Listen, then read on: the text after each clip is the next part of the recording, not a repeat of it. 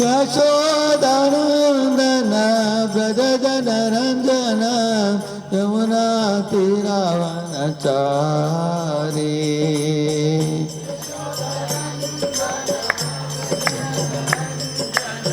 यमुना तीरावन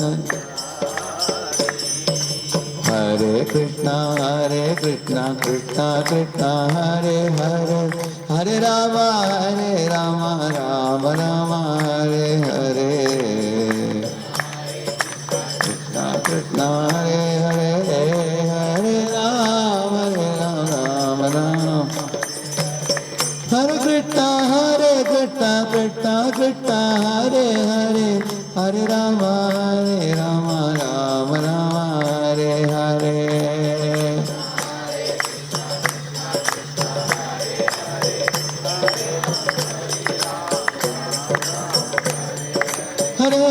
कृष्ण कृष्ण कृष्ण हरे हरे हरे राम राम राम हरे हरे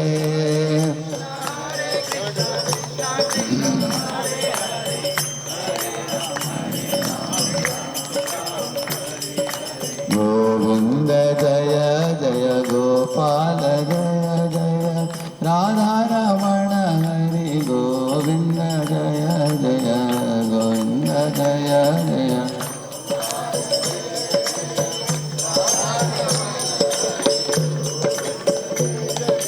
गोविंद जय जय गोपाल जय जय राधा रमण हरि गोविंद जय जय राधा रमण हरि गोविंद जय जय गोपाल जय जय राधा रमण हरि गोविंद जय जय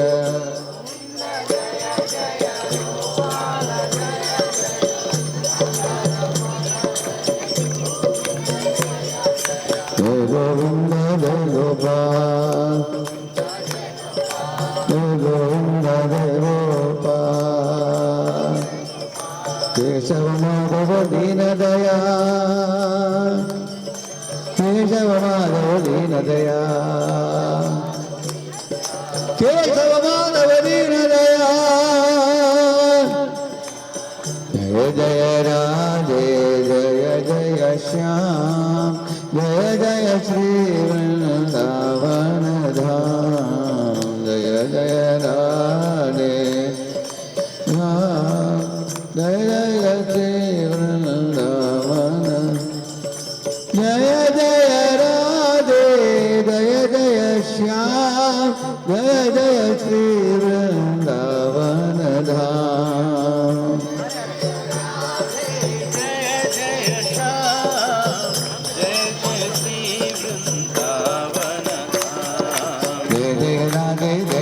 श्याम जय राधे जय जय जय श्री वृंदावन धाम जय जय राधे जय जय श्याम जय जय श्री वृंदावन धाम जय जय राधे जय जय श्याम जय जय श्री वृंदावन धाम राधा मदन मोहन राधा मदन मोहन राधा मदन मोहन राधे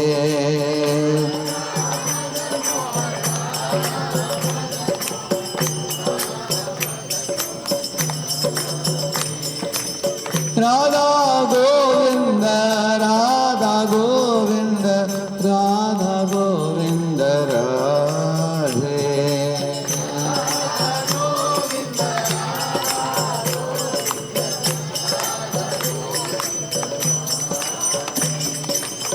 राधा गोपीनाथ राधा गोपीनाथ राधा गोपीनाथ राधे राधा गोपीनाथ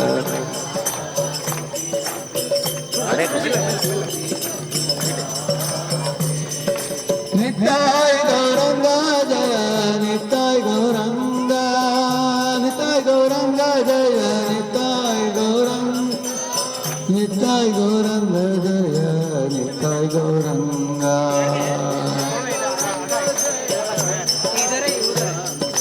हरि बोल गौर हरि बोल हरि बोल गौर हरि बोल हरि बोल गौर हरि बोल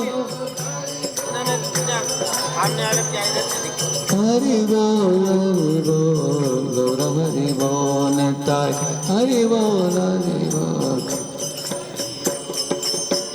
प्रभुपदालय प्रभुपदा प्रभुपदा श्रील प्रभुपदा प्रभुपदा जय प्रभुपदा प्रभुपदा श्रील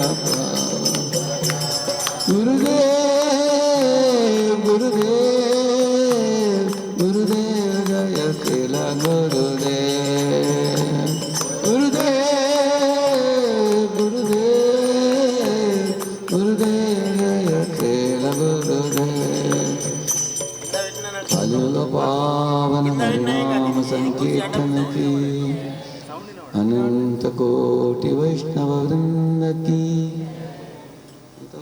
गौर प्रेमानंद हरे हरे।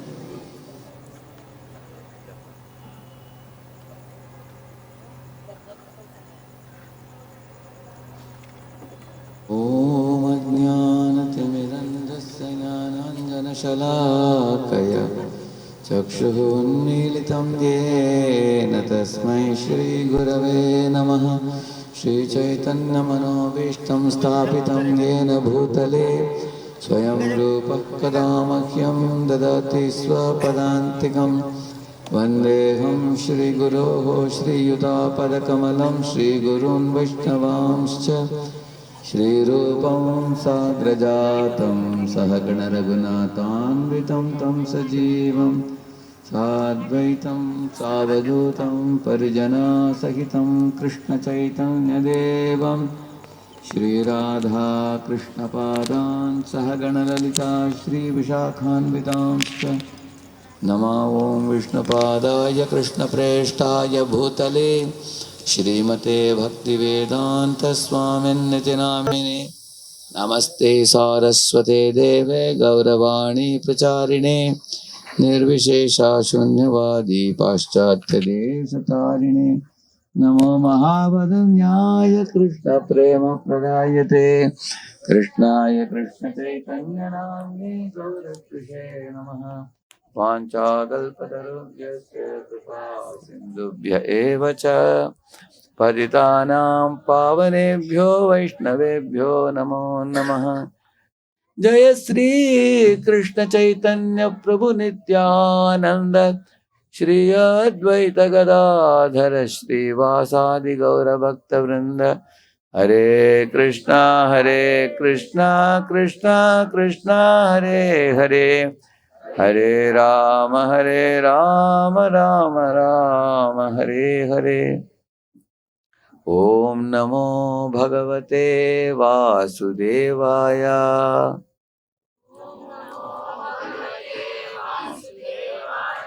ओम नमो भगवते वासुदेवाय।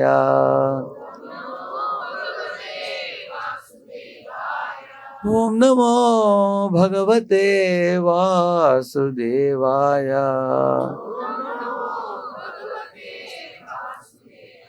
नारायणं नमस्कृत्य नरं चैव नरोत्तमं देवीं सरस्वतीं व्यासं ततो जयमुदीरये। नष्टप्रायेषु भद्रेषु नित्यं भागवत सेवया भगवत्युत्तमश्लोके भक्तिर्भवति नैष्ठिकी। कृष्णाय वासुदेवाय देवकी नंदनाय च नंदगोपकुमाराय गोविंदाय नमो नमः। इधर एकत्रित हुए सब भक्तों की स्वागतम।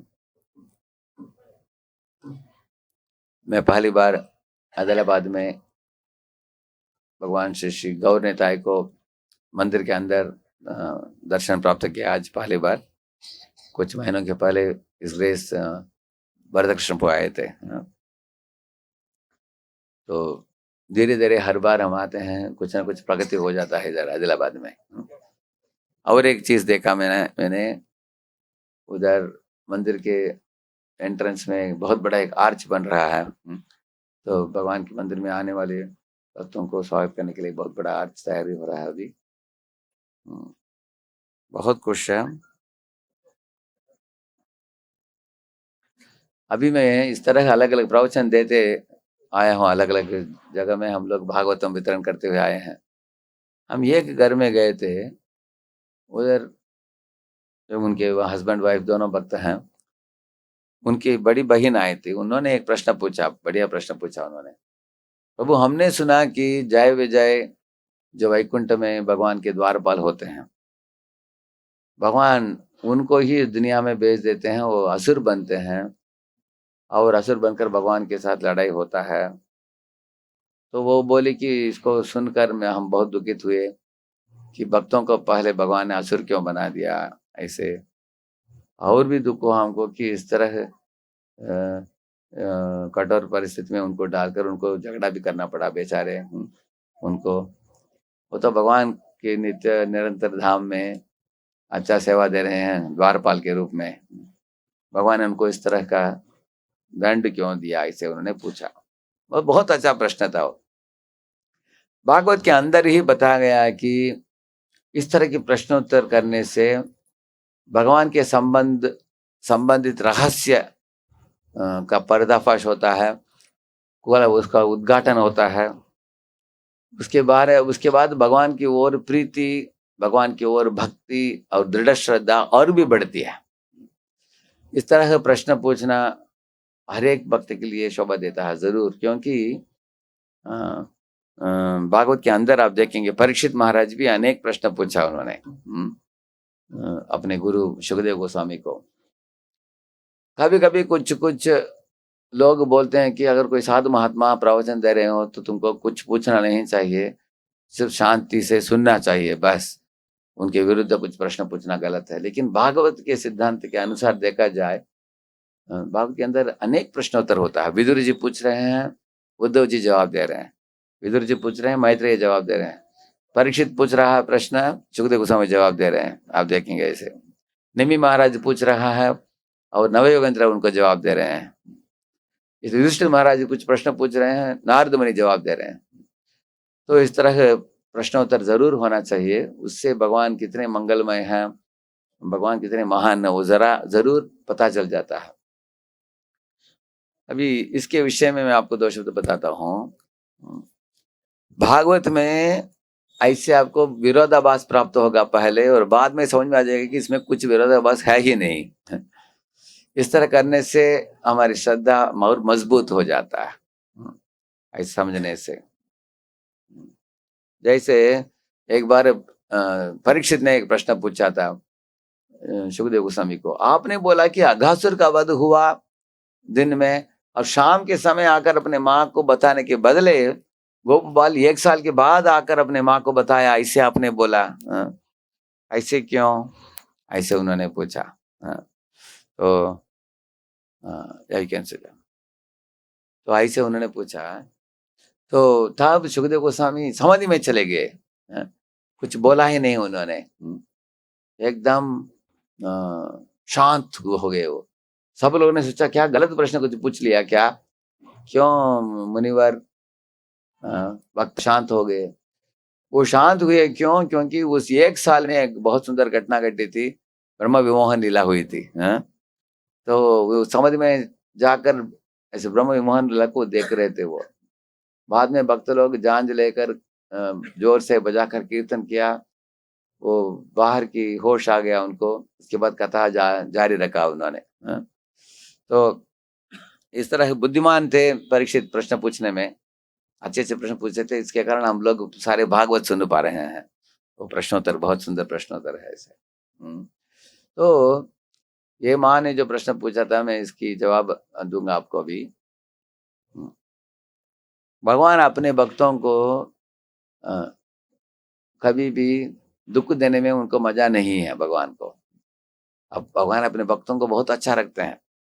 प्रभुपाद जी बोलते हैं कि आप सब लोग भक्ति कर रहे हैं, जरा सोच लीजिए, अगर हम में से किसी के अंदर भौतिक इच्छाएं बहुत हों, प्रबल हों, इसके कारण हमारा भक्ति में पूर्ति नहीं हुआ, हाँ, मृत्यु के समय भी बहुत सारे भौतिक इच्छाएं हमारे मन में, भगवान क्या हमको गति देते हैं मालूम है आपको? हमको स्वर्गलोक में भेजते हैं। स्वर्ग में जाकर तुम्हारी इच्छाओं को पूर्ति कर लो, हाँ? वो पूर्ति होने के बाद वापस लौट आओ, हाँ? अभी इच्छा सब खाली हो गया तुम्हारे मन में, उसके बाद भगवान हमको किधर जन्म देते हैं?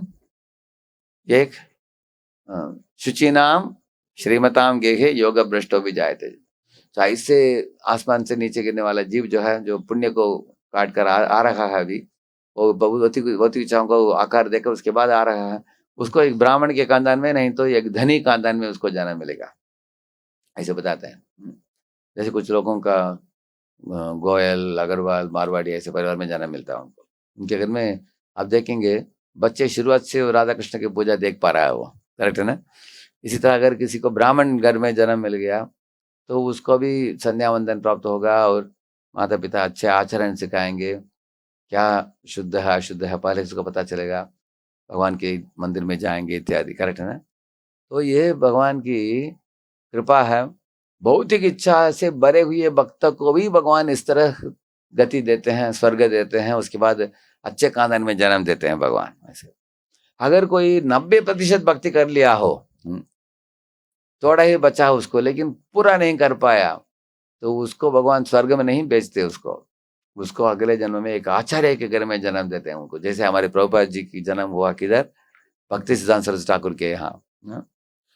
तो उनका प्रभुपाद जी के और भक्तिसिद्धांत ठाकुर के दोनों को आचार्य के घर में जन्म मिला। भक्तिसिद्धांत ठाकुर को भक्ति विनोद ठाकुर के घर में जन्म मिला, और प्रभुपाद जी को गौर मोहन के घर में। दोनों श्रेष्ठ परिवार थे, दोनों महान आचार्य निकले। और वो लोग खुद को भी लाभ और बाकी जीवों के लिए भी लाभ प्रदान करते हैं, भक्ति की प्रचार प्रसार करते हैं ऐसे आचार्य। इस तरह अगर आपने थोड़ा भक्ति करके छोड़ा हो, नहीं तो बहुत प्रचुर मात्रा में भक्ति करके छोड़ा हो, दोनों को लाभ ही लाभ है। भगवान बताते हैं अर्जुन को, अर्जुन ने एक प्रश्न पूछा था भगवान को, हे भगवान, अगर कोई भौतिक, अगर आसमान में कभी कभी आप दो बादल देखते हो, इधर के बादल को छोड़कर एक छोटा बादल ऐसे गोल गोल गोल घूमते घूमते आकर ये बादल से जुड़ना चाहता हो, लेकिन बीच में आते समय अगर एक बहुत बड़ा तूफान मच गया करके उसको छिन्ना भिन्न कर दिया, हाँ, तो ये बादल इसको भी छोड़ दिया, इधर भी जा नहीं पाया, बीच में छिन्ना भिन्न हो गया। हे भगवान, मुझे ऐसे डर है कि मैं भौतिक लोगों को छोड़कर मैं आध्यात्मिक लोगों के साथ जुड़ना चाहता हूँ, लेकिन अगर बीच में हम भक्ति में भी गंभीर नहीं हुए और भौतिक कनेक्शन भी छूट गया, आध्यात्मिक लोगों के साथ संबंध में नहीं जुड़ा, बीच में हम छिन्न भिन्न हो जाएंगे तो क्या होगा हमारा? ऐसे उन्होंने प्रश्न पूछा अर्जुन ने। भगवान ने ये बात सुनकर बोला, पार्थ नैवेह नामुत्र विनाशस्तस्य विद्यते, न हि कल्याणकृत कश्चित् दुर्गतिम तात गच्छति।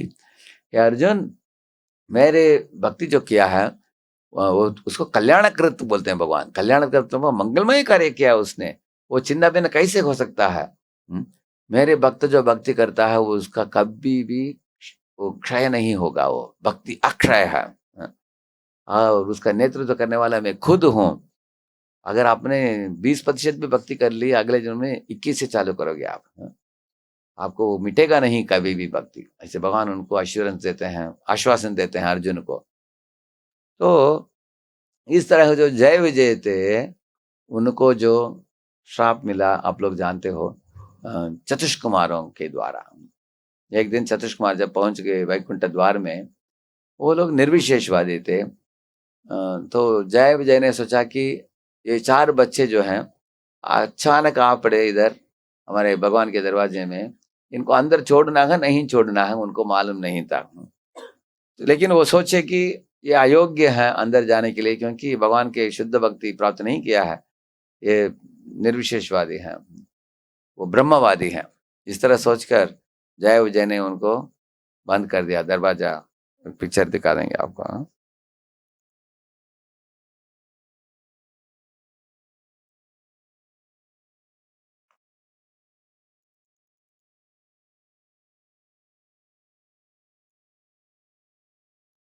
यही है, दिख रहा है इधर आपका, देखिए। हाँ, ये चतुष कुमार आए हैं वैकुंठ द्वार में। ये चार बच्चे जैसे दिखते हैं, लेकिन सोचिए मत कि ये बच्चे हैं। हाँ, ये अर्ध दशा, ऐसा बताया गया, अर्ध दशा वयस का मतलब है 10 का आधा कितना है, 5। ऐसे देखने में 5 वयस जैसे दिखते हैं, क्योंकि इन्होंने उनके पिताजी ब्रह्मा जी को बोला कि हमको बड़ा नहीं होना है, बच्चा ही रह रहा है, क्योंकि बड़े होंगे तो बिगड़ जाते हैं, इसलिए छोटे बच्चे ही रहे हम। बच्चे बहुत मासूम होते हैं, ऐसे हम रहना चाहते हैं, लेकिन बड़े बुद्धिमान थे चारों। हाँ, इसलिए बच्चे होने का उनको कपड़ा भी नहीं पहनना पड़ा उनको। तो अचानक ऐसे आ गए वो, तो उनको देखकर जय विजय ने सोचा कि इनको कैसे अनुमति हम दे सकते हैं अंदर जाने के लिए। उनको मालूम नहीं था कि अंदर छोड़ना है कि नहीं, तो उन्होंने मना कर दिया अंदर जाने के लिए। तो चारों कुमार क्रुद्ध होकर उनको श्राप दिया कि अरे, आप अपने स्वामी विष्णु के स्वभाव के प्रतिकूल काम किया आप लोगों ने, भगवत प्रतिकूल्यशील है। क्योंकि आपके स्वामी जो हैं, हमेशा उनके चेहरे में मुस्कान है, हमेशा प्रसन्न चित्त वाले होते हैं, हमेशा सब जीवों को कृपा आशीर्वाद प्रदान करते हैं, कभी भी नाराज नहीं होते हैं। एक बार भृगु मुनि ने उनके वक्षस्थल पर लात भी दे दिया, लेकिन भगवान विष्णु ने तुरंत उठकर उनके पांव का समाधान किया, बोला कि हे भृगु, मेरे वक्षस्थल पत्थर के बराबर है और तुम्हारे पांव इतना कोमल है, मासूम है, तो शायद तुमको दर्द हुआ होगा, मैं थोड़ा मालिश करता हूँ। इस तरह किया उन्होंने, तो भृगु रोने लगे। ऐसे सहनशील तितिक्षा के स्वामी विष्णु के सेवक होकर आप लोगों ने ऐसे कैसे नाराज होकर इस तरह बर्ताव किया हमारे साथ। आपकी आंखें रक्तेक्षण बोलते हैं, आपकी आंखों में लालिमा है, और आपके नाक मोटे हो गए हैं, और आप मनाग रभसम ऐसे बताया गया, अच्छा जोर से श्वास ले रहे हो आप, तो क्योंकि क्रुद्ध हो गए हो, इसलिए तुम भूलोक में चले जाओ, उधर जाकर थोड़ा सीख सीख कर उसके बाद वैकुंठ में वापस आओ।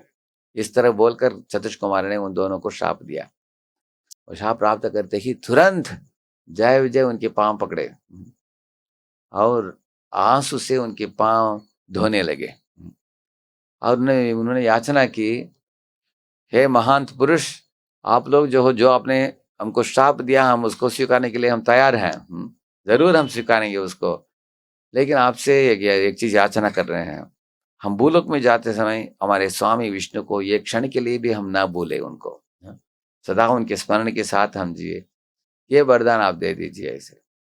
ये बात सुनकर चतुष कुमार के हृदय पिघल गया। उन्होंने सोचा कि हमने गलत कर बैठा, हमने सोचा कि ये दोनों रजोगुणी प्राणी हैं, लेकिन ये दोनों जय विजय इतने नम्रता से हमारे पांव पकड़ रहे हैं, रो रहे हैं, शायद हमने थोड़ा ज्यादा ही इनको दंड दे दिया, ऐसे उनको लगा। तो ऐसे ही हमारे पूना मंदिर में एक घटना घटी। एक क्रुद्ध एक लाइफ नंबर आ गया, दोपहर के टाइम 2 बजे आकर, हमारे लाइफ नंबर इंचार्ज जी एक भक्त थे, एक ब्रह्मचारी थे, उसको पूछा कि हमको हमें लाइफ नंबर रूम कार्ड इधर है, मुझे रूम चाहिए, ऐसे बोला उन्होंने। तो वो बोले कि सारी रूम नहीं है, आज रूम एक ही रूम है हमारे पास, वो तो अलर्ट हो गया, ऐसे बोला। तो वो सुनकर वो व्यक्ति तांडव करने लगा, वो ऐसे तांडव करने लगा, ये भी डर गए। बुलाओ प्रेसिडेंट को, अध्यक्ष किधर है। तो 4 भक्त लोग आ गए मेरे कमरे में, जी आपको बुला रहा है कोई, बहुत नाराज हो गया है, एक लाइफ में आया। तो मैं भी भागते हुए गया, देखा कि बहुत नाराज हुआ है। तो मैंने उनको बिठाया, थोड़ा जूस लाने के लिए बोला, जूस लाए, भक्त लोग जूस पिलाए उनको, जूस पीकर थोड़ा ठंडा हो गया वो। बैठने के बाद मैंने पूछा, समाचार क्या है बताइए। बोला है कि आपने क्या ट्रेनिंग दिया है ये लोगों को, देखिए आपके आदमी ने कमरा नहीं बोल दिया, मैं लाइफ में हूँ, मैंने कार्ड दिखाया फिर भी नहीं दे रहा। मैंने पूछा कितने दिन के लिए चाहिए आपको, बोला कि 2 घंटे के लिए चाहिए बस, मैं बिजनेस के लिए आया हूँ, नहाना है, धोना है, थोड़ा प्रसाद पाना है, उसके बाद बिजनेस करके शाम को फ्लाइट पर निकलना है। मैंने भक्तों को बोला, अरे 2 घंटे क्यों नहीं दे रहे हो, बोला नहीं नहीं, पर शाम को 6 बजे कोई आ रहा है। मैंने बोला शाम को आने वाले को छोड़ो, वो शाम को आएगा, अभी 2 घंटे देने में क्या हरकत है, दे दो, ऐसे मैंने बोला उनको। तो वो बोला कि ब्रो जी अभी कमरे देंगे तो वापस तैयार करना पड़ेगा कमरे की। बोला अरे क्या है, आलस मत करो, वो नाराज है, उसको शांत करो। तो कमरे दे दिया हमने। वो नहा धोकर आया, मैं खुद प्रसाद खिलाया उसको, मैं बैठ कर खिलाया। और वो बोला कि आप अच्छा अध्यक्ष हैं, आप जिस तरह में हमारी सेवा कर रहे हैं ऐसा उसको भी आपको ट्रेनिंग देना पड़ेगा, ऐसे बोला। मैंने बोला वो तो आपको नाराज कर दिया, हम उसको निकाल देंगे सर्विस से। मैंने बोला, वो बोला इतना नहीं करना आप उसको, उतना दंड मत देना आप उसको। वो भी थोड़ा ठंडा हो गया उसके बाद, क्योंकि मैं ऐसा बोला उनको ताकि वो ऐसे बोलने से क्या होता है, उनका भी नाराज क्रोध थोड़ा कंट्रोल में आ जाता है। क्योंकि मैं किधर से सीखा, भगवान ने बोला कि अगर कोई क्रोध करता है तो आप उसको आदर दो, उसको आदर देने से क्रोध करने वाला थोड़ा शांत हो जाता है।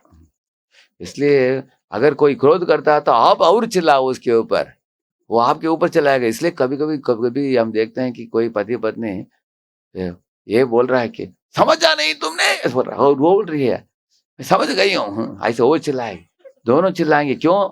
निकट ही खड़े हैं, क्यों चिल्ला रहे हैं? उनको क्या सुन नहीं रहा है क्या? दोनों को कान है, फिर भी वो क्यों चिल्ला रहे हैं, उसका मतलब है वो दूसरा व्यक्ति सुनने के लिए तैयार नहीं है, इसलिए उनका आवाज उठा रहे हैं वो। तो अगर हम आदर देते हैं तो वो समझता है कि अभी समझ गया है आदमी। तो इस तरह हम उसको शांत कर दिया, हम उसको। उसके बाद वो प्रसाद पाकर निकल गया वो। तो मैं क्यों आपको बोला, इस तरह कोई मेहमान आए हैं तो भगवान विष्णु ने सिखाया जय विजय को। बाद में विष्णु आ गए उधर दरवाजे में, लेकिन अकेले नहीं आए। विष्णु किसके साथ आए?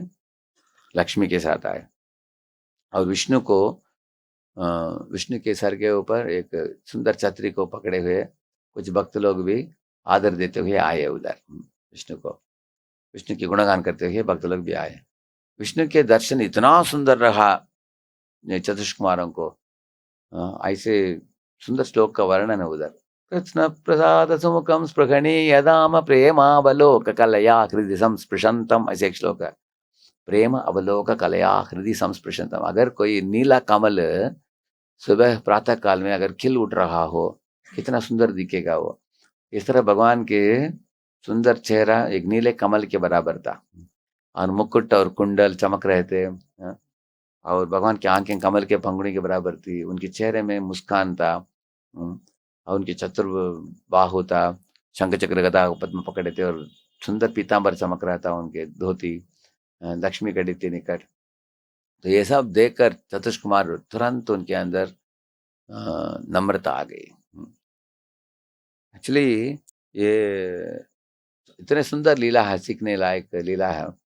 तो भगवान विष्णु ने चतुष कुमारों को बोला कि अगर कोई स्वामी हो इस दुनिया में और उसके सेवक स्वामी के इच्छा के विरुद्ध चलता हो, वो स्वामी के शरीर में एक एक चमड़े का एक व्याधि होता है, क्या बोलते हैं उसको? लेप्रेसी। उसको क्या बोलते हैं हिंदी में? कोड़ी बोलते हैं उसको, कोड़ी बोलते हैं। White leprosy. इधर उधर व्हाइट व्हाइट दिखता है ना, अच्छा नहीं दिखता, वो करेक्ट है ना? हाँ हाँ, कुष्ठ रोग नहीं है ये होता है, व्हाइट व्हाइट होता है। हाँ हाँ, कुष्ठ मेल्ट वगैरह होता है वो दूसरा है वो।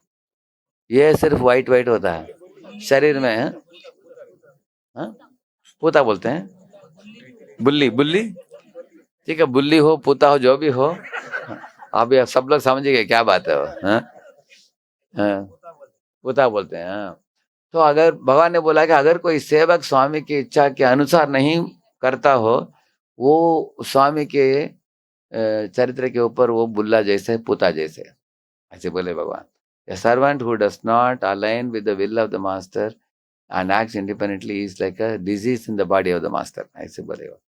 तो भगवान तब बोले ये इनको कुमारों को बोले कि अगर एक सेवक गलत करता है तो मालिक स्वामी भी उस गलती में भाग लेता है। If a servant commits mistake, the master is also responsible, क्योंकि उन्होंने उसको नियुक्त किया है ना। इसलिए उन्होंने बोला कि अगर आपको इच्छा हो तो मैं चार चतुर्भुज में मैं दो भुजों को मैं काट कर छोड़ने के लिए मैं तैयार हूँ, ऐसे बोले भगवान। I am ready to lop off my 2 hands, ऐसे बोले भगवान। ये बात सुनकर चतुष कुमार गिड़गिड़ाने लगे, सोचने लगे कि अरे हमारे से कुछ गलती हो गया, भगवान को इस तरह हमने दुखित कर दिया, ऐसे हमने बोल दिया। वो लोग माफी चाह रहे थे, तो भगवान ने चतुष्क कुमारों को बहुत प्रशंसा की।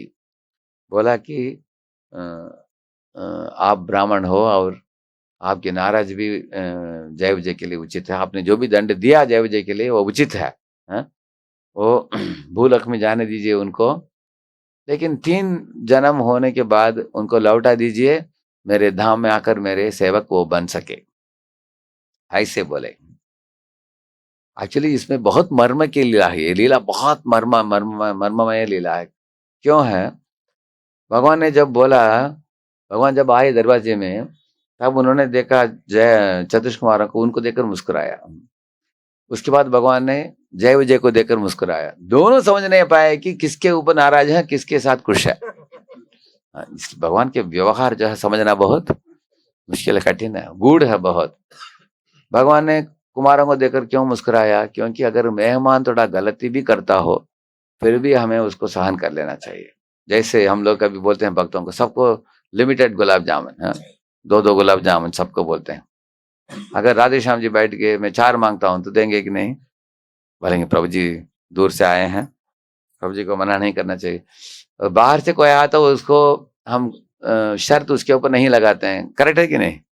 करेक्ट है ना? कोई स्पेशल मेहमान आए हैं तो, लेकिन अंदर के लोगों को लगाएंगे, है ना? है तुमको 2 मिलेगा, बस निकल जाओ। इस तरह भगवान ने भी क्या किया, अगर मेहमान आकर थोड़ा आवाज भी उठाता है, फिर भी हमें सहन कर लेना चाहिए, उसको उसको प्रेम से बात करना चाहिए। इसलिए भगवान ऐसे बात किया किसके साथ? नहीं, चतुष्क कुमारों के साथ। लेकिन भगवान ने, इसलिए उनको देखकर मुस्कुराया उन्होंने। लेकिन भगवान ने जय विजय को क्यों मुस्कुराया? भगवान ने सोचा कि ये दोनों सेवक मेरे लिए करोड़ों साल सेवा की है, हाँ? तो एक दिन थोड़ा गलती कर दिया तो क्या फर्क पड़ा, हाँ? माफ कर देना चाहिए। भगवान के अंदर माफ करने की आदत है स्वाभाविक रूप से। वो तो पूतना को भी माफ करके उन्होंने अपने स्वधाम में एक माँ का दात्री का स्थान दिया उन्होंने। तो इस तरह भागवत ने बताया कि भगवान के दिव्य गुणों का सीमा ही नहीं है। दोनों को देखकर मुस्कुराया उन्होंने, भगवान ने ऐसे। तो अभी ये लीला बहुत लंबा चौड़ा है, पूरा मैं नहीं बोलने वाला हूँ, लेकिन एक खास विषय में चर्चा करूंगा इस सत्र में भी। तो उसके बाद जय विजय जब निकल गए, चतुष्क कुमार निकल गए, उसके बाद जय विजय रोने लगे भगवान के पास, बोलने लगे कि हे भगवान, हमने आपके सेवक बनने के बावजूद भी गलत तरीके से हमने व्यवहार किए, आप हमको माफ कर दीजिए। आपको बदनाम लाया हमने। जैसे एक बेटा होता है, पिताजी को अच्छा नाम लाना चाहिए, है ना? इस तरह शिष्य कोई होता है, गुरु को अच्छा नाम लाना चाहिए। इस दुनिया में अगर इस्कॉन में भी कोई भक्त कुछ गलत कर रहा है, कुछ उत्पात मचा रहा है, तो लोग क्या पूछेंगे, ये किसका शिष्य है? देखा आपने? तुरंत गुरु का नाम पूछते हैं लोग ऐसे। अगर कोई इस्कॉन में कुछ अच्छा काम करता है, बहुत बढ़िया काम किया सब दुनिया के लिए, लोग क्या पूछेंगे, अरे किसका शिष्य है? तब भी पूछेंगे लोग। इसका मतलब है शिष्य की कार्य से गुरु को या तो अच्छा नाम आता है, नहीं तो बुरा नाम आता है। इसलिए जय विजय को बहुत बुरा लगा कि हमने ऐसे बर्ताव की जिससे आपको बदनाम लाया हमने और आपको दुखित कर दिया। तब भगवान विष्णु ने उनको बोला, जय विजय, आपको मालूम नहीं, ये जो घटना घटी वैकुंठ द्वार में, इस घटना को मैंने रचाया और आपके ऊपर कुछ गलती नहीं है, ऐसे बोला उन्होंने। तो जय विजय को बड़ा आश्चर्य हुआ, आपने ऐसा घटना क्यों हम लोगों को ये कठपुतली बनाकर नचा दिया आपने ऐसे। हमने भी सोचा, हम तो आसानी से नाराज नहीं होते किसी के साथ हैं, आज अचानक हमने नाराज जो हम लोग हो गए, और वो लोगों ने शाप भी दे दिया हमको। तब भगवान विष्णु ने बोला कि ये मेरी इच्छा है, मुझे मेरे अनेक रसों में एक रस है जो लड़ाई करने का रस। भगवान के पास 5 रस हैं, शांत रस, दास्य रस, साक्य रस, वात्सल रस, माधुर्य रस। भगवान गोलोक वृंदावन में आनंद लूटते हैं। जैसे दास्य रस में अनेक लोग सेवा करते हैं भगवान को, साक्य रस में मैत्री जोड़ते हैं भगवान के साथ, वात्सल रस में यशोदा नंद वो लोग भगवान को अपने पुत्र बनाकर नाता रिश्ता जोड़ते हैं उनके साथ, और माधुरी रस में राधा रानी गोपियां वो सब भगवान को प्रेमिका के रूप में स्वीकार कर माधुर्य लीला करते हैं। इस तरह के भगवान के 5 रस तो प्रधान रस है, उसको छोड़कर और 7 रस है, रौद्र, विभत्स है। ऐसे एक रसों में एक रस है वीर्य रस करके। तो भगवान ने बोला कि मुझे कभी कभी लड़ाई करने की इच्छा होता है, इसलिए मैं आप लोगों को मैं भौतिक दुनिया में भेज रहा हूँ। आप लोग असुर बनो उधर, और मैं आऊंगा आपको वध करने के लिए। उस समय हम दोनों के बीच में लड़ाई होगा, उसमें मुझे बहुत मजा मजा मिलेगा, आनंद मिलेगा। इस तरह मैं आपको भेज रहा हूँ 3 जन्म के लिए बस। तब भगवान ने उनको पूछा, आपको 3 जन्म असुर बनना है, 7 जन्म मेरा भक्त बनकर जाना है, ऐसे उन्होंने पूछा। तो हम लोग क्या बोलेंगे, अगर 3 जन्म असुर बनने के बदले हम क्या बोलेंगे, क्या बनना है हमको, 7 जन्म भक्त भी बनना हो, नो प्रॉब्लम, बोलेंगे कि नहीं? वही वो लोगों ने सोचा पहले। ठीक है भगवान, 7 जन्म क्या 70 जन्म भी चलेगा हमको, लेकिन अगर भगवान के भक्तों के घर में जन्म मिला, हमने भक्ति की, प्रसाद पाया, कीर्तन किया, भजन किया, वो तो वैकुंठ में और इस भौतिक दुनिया में फर्क नहीं, भक्तों का जीवन एक समान होता है। हाँ। और वो लोग बोले ऐसे हम भक्त बनने के लिए तैयार हैं, लेकिन बाद में दोनों ने सोचा कि अगर हम भक्त बनेंगे तो भगवान की इच्छा की पूर्ति नहीं होगी। भगवान की इच्छा क्या थी? हाँ, भगवान की इच्छा क्या थी? फाइटिंग। हाँ, देखिए किसी भी मूवी में आप जाते हो, उधर रोमांस होता है, जो डुएट गाना वगैरह गाते हैं, उसके बाद विवाह करते हैं, उसके बाद, करेक्ट है ना? और उसके बाद ट्रेजेडी भी होता है, सब लोग ओ करके रोते हैं, करेक्ट है ना? उसमें कोई कॉमेडियन भी होते हैं जो जोक मारते हैं, करेक्ट है ना? वो भी होता है। और लास्ट में क्या होता है, स्टंट होता है, करेक्ट है ना? फाइटिंग होता है। और उसमें आप देखेंगे जो हीरो आ रहा है कुछ तो पहाड़ के प्रदेश में, और विलन ऊपर चढ़ गया, हीरो को नीचे धक्का दे दिया, गिर रहा है, दोनों हाथ से ऊपर उठने के लिए प्रयत्न कर रहा है, तो विलन क्या कर रहा है, अपने शूज से उसको उंगली उंगली को दबा रहा है। वो है, लगता है कि हीरो नीचे गिरने वाला है, मरने वाला है, लेकिन सबको मालूम है कि हीरो मरेगा नहीं, है ना? वो मरेगा तो मूवी क्या होगा, वो ऐसे नीचे नीचे गिरेगा, बाद में उठ जाएगा वो, है? जितना भी तकलीफ हो आ जाता है, उसके बाद टिशुम टिशुम टिशुम टिशुम देकर विलन को क्या कर देता है, वो पराजित कर देता है, और हीरोइन के साथ विवाह हो जाता है और चला जाता है। साथ एकदम सब लोग ताली बजाते हैं, करेक्ट है ना? लेकिन हम मूवी में जब जाते हैं तो स्टंट सीन जब होता है, कुछ लोग पड़ोस के आदमी को भी लात दे देते हैं वो, मूवी देखते हैं। आप लोगों में कितने लोगों को स्टंट में रुचि है? मूवी में किसी को रुचि नहीं? सिर्फ एक ही हाथ ऊपर है, गिरिवर बाबू का। उसमें सबको टेस्ट मिलता है, उसको थोड़ा संकोच कर रहे हैं भक्त लोग बोलने के लिए। क्योंकि हमारे अंदर क्यों ये रुचि है? क्योंकि भगवान में भी ये रुचि है। शास्त्र बताते हैं कि भगवान में रुचि होने के कारण हमारे अंदर भी ऐसे रुचि है स्टंट के लिए। तो भगवान इच्छा करते हैं, और भगवत धाम में उनके साथ स्टंट करने के लिए कोई तैयार नहीं है। ज्यादा से ज्यादा क्या कर सकते हैं, कोई ये कमल लेकर फेंकेंगे उनके ऊपर, हाँ? ज्यादा करने के लिए डरेंगे। आपके अगर गुरु महाराज आपको बोलते हैं मेरे साथ स्टंट कर, तो कौन करेगा वो, हाँ? कर नहीं पाएगा। इसलिए भगवान क्या बोलते हैं, ठीक है आप लोगों को असुर बनाऊंगा। असुर तो तब जय विजय बोले कि भगवान, क्योंकि आपकी इच्छा को पूर्ति करने के लिए हम 3 जन्म असुर बनने के लिए तैयार हैं, और हमारी इच्छा है आपकी इच्छा की पूर्ति, हाँ? आपकी इच्छा की पूर्ति में हम सुख पाएंगे। और आप हमको असुर बनाइए, हम बुलकड़ होकर, मोहग्रस्त माया में पड़कर, हम युद्ध करके, आपको आनंद देकर, उसके बाद आपके हाथ से मुक्ति पाकर हम वैकुंठ धाम वापस लौट आ जाएंगे। ऐसे बोले जय विजय। भगवान भी प्रसन्न हुए। तब भगवान ने बोला कि जय विजय, बहुत समय के पहले एक बार लक्ष्मी जी आई थी वैकुंठ में, वैकुंठ के द्वार में, हाँ? तब आप लोगों ने लक्ष्मी को भी अंदर छोड़ा नहीं, हाँ? आपने मना किया। तब लक्ष्मी ने पूछा कि अरे आप लोग मुझे भी मना कर रहे हो, मैं तो नारायण की अर्धांगिनी हूँ, हाँ? अर्धांगिनी होकर मुझे कैसे आप नहीं छोड़ रहे हो? तो दोनों बोले कि हम भगवान हमारे स्वामी हैं, आराम कर रहे हैं भगवान, इसलिए भगवान जब आराम कर रहे हैं, किसी को छोड़ना नहीं बोला उन्होंने, इसलिए हम छोड़ नहीं रहे हैं। तो वो बोली चलो अंदर भी भगवान को पूछते हैं। तो लक्ष्मी आकर भगवान को आया देखकर संबोधित करके बोला कि देखिए, आप मेरे स्वामी हैं, नहीं तो इन दोनों के स्वामी हैं। ऐसे पूछा। तो डर गए भगवान, क्योंकि अपने पत्नी को बोलेंगे कि मैं उनके स्वामी हूँ, तो ये हमको छोड़कर चली जाएगी मान लीला जानते हैं आप, नाराज होकर चले जाएगी, उसको पीछे ढूंढने के लिए जाना पड़ेगा। जैसे भगवान एक बार पंढरपुर में गए हैं, रुक्मिणी को ढूंढते हुए, ऐसे जाना पड़ेगा। अगर मैं बोलूंगा कि मैं लक्ष्मी के स्वामी हूँ, तो दोनों जय विजय दुखित हो जाएंगे कि भगवान ने हमको छोड़ दिया, त्याग दिया हमको। क्या बोलो?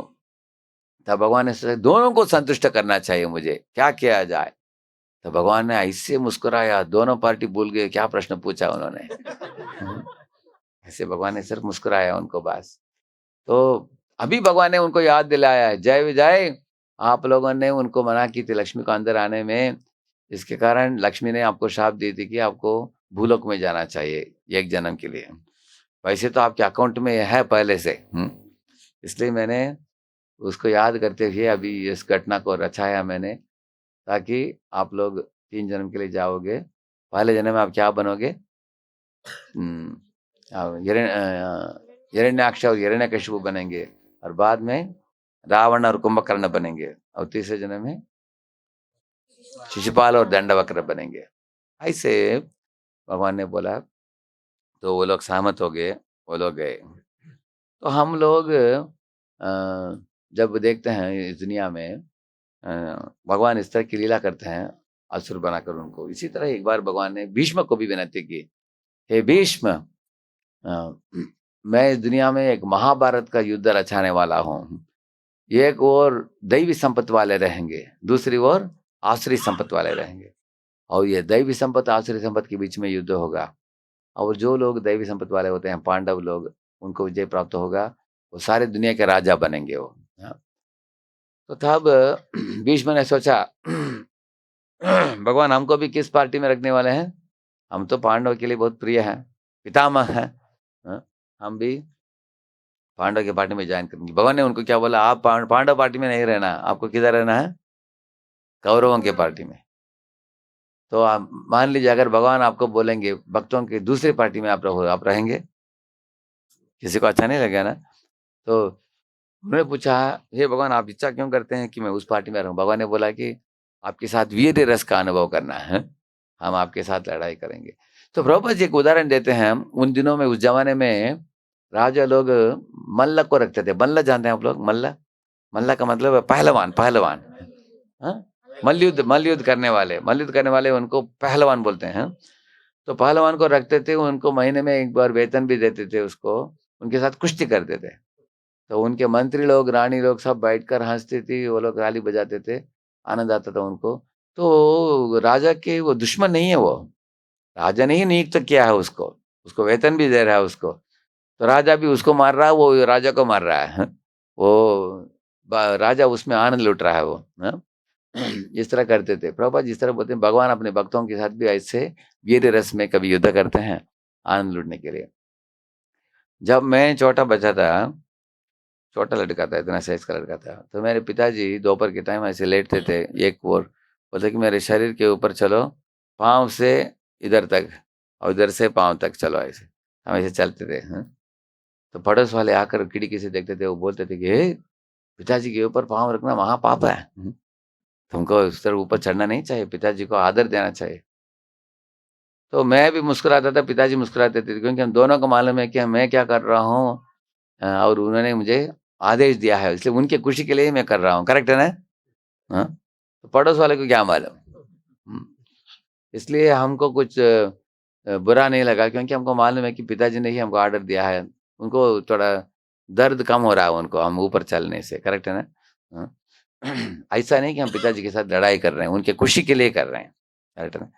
और उसके बाद में थोड़ा और बड़ा हो गया। इसका वयस कितना हो गया अभी? इसका 12 हो गया। मैं भी ऐसे 9-10 होने के बाद तभी ऊपर चढ़ता हूँ। तब पिताजी ने बोला, अभी तुम ऊपर मत चढ़ो, बैठो, ऐसे करो, तक तक तक तक तक तक तक तक, ऐसे करता था मैं ऊपर से। क्योंकि अभी थोड़ा बड़े होने के बाद थोड़े मोटे हो गए हैं, तो तभी ऊपर चढ़ेंगे तो दर्द होता है, इसलिए बोले कि ऐसे करो।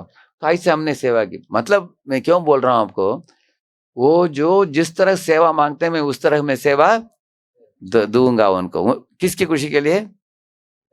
उनकी खुशी के लिए। इसी तरह जय विजय किसी भी तरह की सेवा करने के लिए वो लोग तैयार थे। अगर हम असुर बनने से अगर आपको सुख प्राप्त हो रहा है तो हम असुर बनेंगे आपको। एक बार ऐसे ही टाटा परिवार में 40-50 लोग आए थे। तो टाटा जी ने क्या किया, उन्होंने वेशभूष बदल लिया। तो एक भिखमंगे जैसे ड्रामा किया उन्होंने। उस ड्रामा में क्या भूमिका निभाया, एक भिखमंगे का। तो हाथ में एक भिक्षा पात्र लेकर ड्रामा कर रहे थे। सब लोगों ने बोला, वो जो भिखमंगा आया था उसको देखकर रोना आया हमको। उनको मालूम नहीं था कि वो टाटा ही थे। वो ड्रामा होने के बाद लास्ट में एक्टर्स अनाउंस किया कौन कौन क्या एक्टिंग किया। तब उनको पता चला। उनको सब लोगों ने ताली बजाया, बोला कि आपने इतना बढ़िया एक्टिंग किया आपने। तो उनके नाता रिश्ता की खुशी के लिए उन्होंने ऐसे एक भूमिका निभाया उन्होंने। करेक्ट है ना? इसी तरह प्रभा जी बोलते हैं, भगवान भक्तों के हाथ में कठपुतली बनते हैं भगवान। जैसे यशोदा माँ ने बांध दिया कि नहीं कृष्ण को, इस तरह अर्जुन ने पार्थसारथी के रूप में भगवान को विनती किया कि आप मेरे रथ चलाओ करके। तो भगवान उनके हाथ में कठपुतली बनते हैं और भक्त लोग भगवान के हाथ में वो भी कठपुतली बनते हैं, जैसे जय विजय बने। करेक्ट है? ऐसे भीष्म पितामह ने बोला, ठीक है आपकी इच्छा हो तो मैं परपक्ष में रहूंगा, आपको सुख दूंगा लड़ाई करके। ऐसे वो रहे, उस पक्ष में रहे और लड़ाई किया। और इसलिए आप देखेंगे अभी आने वाले महीने में आप लोग मनाएंगे संक्रांति। जब उत्तरायण में भीष्म पितामह सदगति प्राप्त करते हैं, वैकुंठ प्राप्त करते हैं, उस समय तक वो शरशय्या में लेटे हैं। उस समय तक तो भीष्म पितामह ने ए टू जेड जो भी किया भगवान की इच्छा अनुसार ही किया उन्होंने। उन्होंने मनमानी नहीं किया। लेकिन दुनिया के लोग कभी कभी इन लीलाओं को गलत समझ बैठेंगे। तो जब भीष्म पितामह लेटे थे शरशय्या में, तब भगवान कृष्ण ने पांडवों को बोला कि युधिष्ठिर तुम जाकर धर्म के संबंध में पूछताछ करो इनके साथ। तब जाकर युधिष्ठिर महाराज धर्म के बारे में परिभाषा क्या है बताइए मुझे, पूछा उन्होंने। तब भीष्म ने सुना, ऐसे किसी ने हंस पड़ा, कोई हंसने की आवाज सुना उन्होंने। तुरंत भीष्म आंख खोल कर देखा, द्रौपदी क्या तुम हंस रही हो, ऐसे पूछा उन्होंने। द्रौपदी चुप हो गई। उन्होंने बोला, मुझे मालूम है तुम क्यों हंस रही हो, क्योंकि तुमको लगेगा कि मैं कौरव सेना के साथ रहा और महापापी हूं और मैं क्या धर्म की परिभाषा दे सकता हूं, इस तरह तुम्हारे मन में प्रश्न उठ सकता है। हाँ सही है, तुमने सही सोचा। मैं कौरवों के नमक खा कर मेरे पूरे शरीर में खून जो बह रहा है वो पाप का खून बह रहा है, इसलिए धर्म के बारे में बोलने के लिए मैं सक्षम नहीं हूँ। फिर भी अर्जुन की बाण मेरे शरीर को छेद कर पूरा खून को निकाल दिया, इसलिए वो खून निकल जाने के कारण मैं अभी योग्य बन गया धर्म के बारे में बोलने के लिए। इसलिए कृष्ण ने प्रेरणा की, युधिष्ठिर को वो पूछ रहे हैं और मैं जवाब दे रहा हूँ, ऐसे उन्होंने बोला। क्या ये सही बात है क्या? सही लग रहा है कि नहीं आपको? सही लग रहा है, लेकिन ये सही नहीं है। ये बात सत्य नहीं है, क्योंकि ऐसे नम्रता के कारण भीष्म ने ऐसे बोला। हाँ, ऐसा नहीं कि नमक खाया उन्होंने दुर्योधन के पास नमक कैसा है, भगवान ने उसको नमक दिया है ना। दुर्योधन के ग्रोसरी का जो स्टोर्स है उधर जो भी ग्रोसरी है देने वाले कौन है? अंततोगत्वा कौन है? भगवान ही है ना। लेकिन भीष्म पितामह नम्रता के कारण ऐसे बता रहे हैं। ये टू जेड आप देखेंगे भीष्म के चरित्र शुद्ध है और भगवान की इच्छा के अनुसार ही उन्होंने काम किया। वो परपक्ष में थे भगवान के आदेश के कारण। भगवान अगर उनको बुलाते थे पांडव के पक्ष में तो आ सकते थे, वो तुरंत आ सकते थे वो, लेकिन भगवान की इच्छा को पूर्ति करने के लिए ऐसे किया उन्होंने। इसलिए पहले से वो धर्म के बारे में बोलने के लिए वो योग्य थे। वो भीष्म पितामह। तो तब भीष्म ने देखा कि उनके समक्ष कृष्ण बैठे थे। उन्होंने कृष्ण को बोला कि हे कृष्ण, हे भगवान, आपको लोग परम सत्य नाम से पुकारते हैं। इसका मतलब है आप सत्य के मूर्तिमान स्वरूप हो। आप ऐसे होकर भी आपने क्यों आयुध उठाया? आपने हाथ में एक आयुध उठाया कि नहीं? भगवान ने एक रथ के पहिए को उठाकर भीष्म को आक्रमण करने के लिए भागते हुए आए। करेक्ट है ना? उनको उसको बोलते हैं रथांग पाणी बोलते हैं उनको। रथ अंग पाणी, पाणी के मतलब हाथ में रथांग को लेकर भागते हुए आए। आपने क्यों क्या आप अर्जुन को बचाने के लिए आप इस तरह किया क्या आपने, ऐसे पूछा उन्होंने। क्योंकि एक दिन उस दिन भीष्म पितामह इतना तेजी से चला रहे थे तीर, अर्जुन के रथ टूट गया, घोड़े नीचे गिर गए, अर्जुन नीचे गिर गया। तब हाँ, तो भीष्म पितामह दिखाते हैं।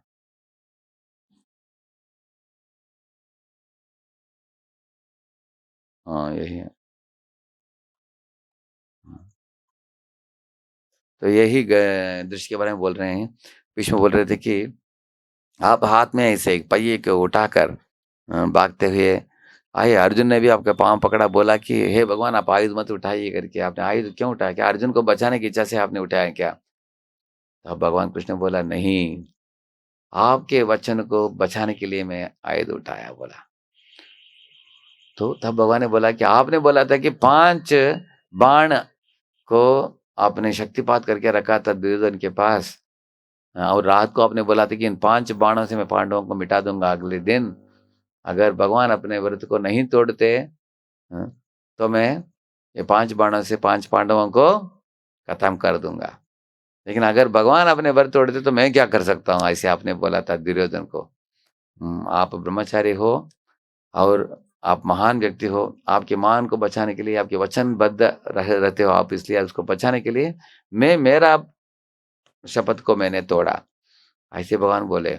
तो भीष्म पितामह जोर से रोने लगे सुनकर। हे भगवान, आप दुनिया के लोगों के दृष्टिकोण में भी अगर लोग आपकी निंदा भी करते हो आप परवाह नहीं करोगे, लेकिन आपके भक्त के वचन को आप बचाने के लिए आपने इस तरह काम किया, इस तरह सोचकर भीष्म रोने लगे। उसके बाद अनेक राज धर्म, स्त्री धर्म, वर्णाश्रम धर्म, फरो धर्म इत्यादि के बारे में युधिष्ठिर महाराज ने प्रश्न पूछा भीष्म पितामह को। तो भीष्म पितामह एक एक करके जवाब देते गए। कुछ समय के बाद बोला उन्होंने, बस युधिष्ठिर, इस दुनिया के धर्म अर्थ काम मोक्ष के बारे में मैंने बहुत बोल दिया तुमको, अभी मैं कुछ नहीं बोलना चाहता। तुम राजा बनो और मैंने जो भी सिखाया तुमको इसको इम्प्लीमेंट करो, वैदिक संस्कृति के अनुसार राज्य चलाओ, और मुझे ज़रूर विश्वास है तुम्हारे ऊपर, तुम बहुत बड़े आदर्श एक राजऋषि बनोगे तुम। हाँ, अभी मैं शांत होकर भगवत चिंतन में अपने आप को डुबाना चाहता हूँ, क्योंकि मैं शरीर को त्यागने की मेरा योजना है अभी कुछ समय के बाद। हाँ, ऐसे बोलकर वो शांत हुए। तब युधिष्ठिर ने उनको बोला कि लास्ट में लास्ट क्वेश्चन, एक क्वेश्चन ऐसे पूछा, एक पूछ सकता हूँ क्या? ठीक है बताओ क्या प्रश्न और क्या बचा है? तब युधिष्ठिर पूछे, इमेकं दैवतं लोके किं वाप्येकं परायणं स्तुवन्तः कं कमर्चन्त प्राप्नुयुर्मानवा शुभम् को धर्मः सर्वधर्माणां भवतः परमो मतः किं जपन्मुच्यते जंतुर्जन्म संसार बंधनात्। उन्होंने पूछा कि अ, इस दुनिया में 33 कोटि देवता हैं, उनमें से किसकी पूजा करना चाहिए बताइए। स्तुवंतकम, किसकी स्तुति करना चाहिए, किसकी अर्चना करनी चाहिए। किसको पूजा अर्चना करने से हमको मंगलमय हो जाएगा हमारा जीवन। और सब धर्मों में इस दुनिया में माता पिता की सेवा भी एक धर्म है, जाति का धर्म भी एक धर्म है, देश धर्म भी है, गरीब लोगों के लिए कुछ करना वो भी धर्म है। ऐसे अनेक धर्म है इस दुनिया में। सब धर्मों में से श्रेष्ठतम धर्म क्या है, और किसके नाम जपने से सब जीवराशियां इस दुनिया से मुक्त होकर परम पद वैकुंठ को प्राप्त कर सकते हैं। ये प्रश्न सुनकर विश्व पितामह बहुत प्रसन्न हुए। वो बोले कि शाबाश युधिष्ठिर, क्या प्रश्न पूछा तुमने, तो ये जवाब देने के लिए मैं तैयार हूं अभी।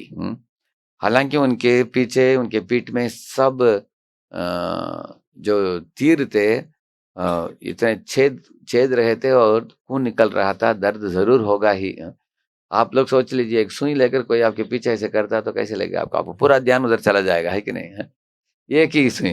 हमारा अनुभव है, सड़क में चलते चलते अगर कांटा चुभ गया पाँव में तो आ करके पूरा ध्यान उधर चला जाता है। कोई बोलता है अम्मा आपा, बोलता है कोई, है।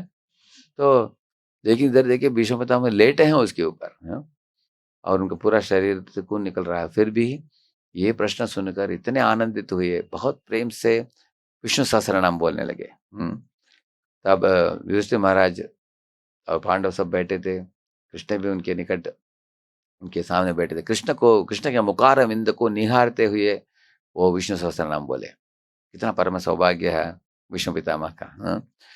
तो तब विष्णु पितामह बोले कि ये मेरे स्वामी जो है मेरे सामने बैठे हैं, जो नीले रंग वाले हैं, जो मुकुट पहने हैं, कुंडल पहने हैं, और जिनकी आंखें कमल के पंखुड़ियों के बराबर है, जिनके पीताम्बर सूर्य के रोशनी के समान चमक रहा है, हमेशा उनके मंदहास और मुस्कान में बहुत रहस्य छुपा हुआ है, जो अगाध बोध है, जो अगाध बोधम का मतलब है समुद्र के बराबर जिनकी ज्ञान है, जो अनंत कोटि ब्रह्मांड नायक है, तो सब जीव राशियों को पालन पोषण करने वाले होते हैं, सबके पिता हैं और धर्म के भी पिता हैं।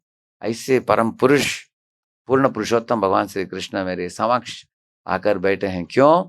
क्योंकि मैं उनका शुद्ध भक्त हूँ और मेरा मृत्यु का काल, अंतिम काल आ गया है, और इस समय मुझे दर्शन देकर उनके चिंतन को वर्धन करने के लिए, मेरे मन में उनको बढ़ाने के लिए भगवान इस तरह दर्शन देने के लिए आए हैं।